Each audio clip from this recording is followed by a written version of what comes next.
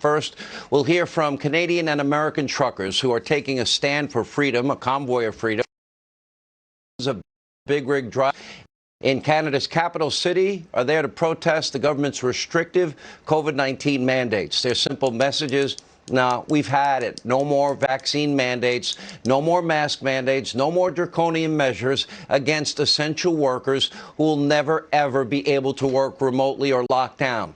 A similar movement is now also taking shape in the U.S., a massive envoy of truckers. They could soon be making their way from California to Washington, D.C. Unsurprisingly, the left is now very angry with these workers who have chosen to organize and stand up for the things they believe in and their rights. Now, Canada's cowardly Prime Minister Trudeau, who used to dress up, you might remember, in blackface, now broadly accusing these truckers, how ironic, of racism. And he tweeted that there's no place in Canada for their behavior. How is that racist? Anyway, Joe Biden, meanwhile, missing in action, probably doesn't even fully realize the extent of these demonstrations. After all, he didn't know what "Let's go Brandon" meant. But Donald Trump is speaking out as per usual. He's not mincing any words. Take a look. The Canadian truckers, you've been reading about it, who are resisting bravely these lawless mandates, are doing more to defend American freedom than our own leaders by far. And we want those great Canadian truckers to know that we are with them all the way. They are. They've really shown something. It's time to move on. Innovator Elon Musk also praising the truckers and stating a very simple but controversial truth. Quote, freedom is being stripped away one piece at a time until it's gone. That's what this is about. Make no mistake, I believe in science. All of you believe in science. I believe in the science of vaccines. But guess what? I also believe strongly, first and foremost, in freedom and medical privacy, doctor-patient confidentiality. Yeah, a nice dose of common sense will help, and a bit of reality. But let's be clear. Without truckers to truck, guess what? Other critical supply chain workers, farmers to farm, packers to pack, truckers to truck, those people that produce all that PPE, all the food that we eat.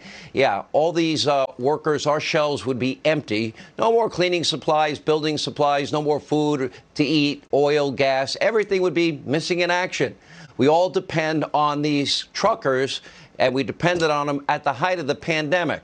They were some of the heroes of the pandemic, just like we depended on doctors and nurses and other healthcare professionals. Americans on the left and right treated them, rightly so, like the heroes they are, not were, are. Take a look. Remember? Before, we never noticed the shift change. We didn't see the nurses, the doctors, and hospital workers head home. We didn't notice the first responders leaving their stations after a long day. But now we do.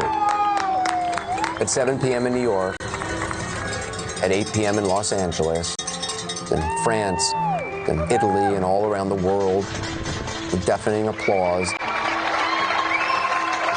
and humble salutes, we stop to say thank you. Now, how do we say thank you to all those people that jumped on COVID grenades every single day in 2020 and 2021?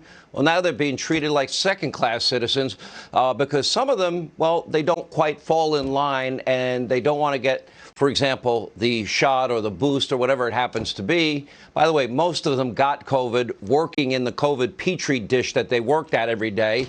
How do we repay the heroes of the pandemic? The nurses, the doctors, people with natural immunity now being forced out of their jobs because they won't get the vaccine. Truckers, members of the military, other essential workers, more heroes of the pandemic, now being treated like total, complete Adam Schiff, basically being told to shut the hell up and do what they're told or get fired. Anyone voices the wrong opinions, asks too many questions, they face censorship and expulsion from all major social media platforms.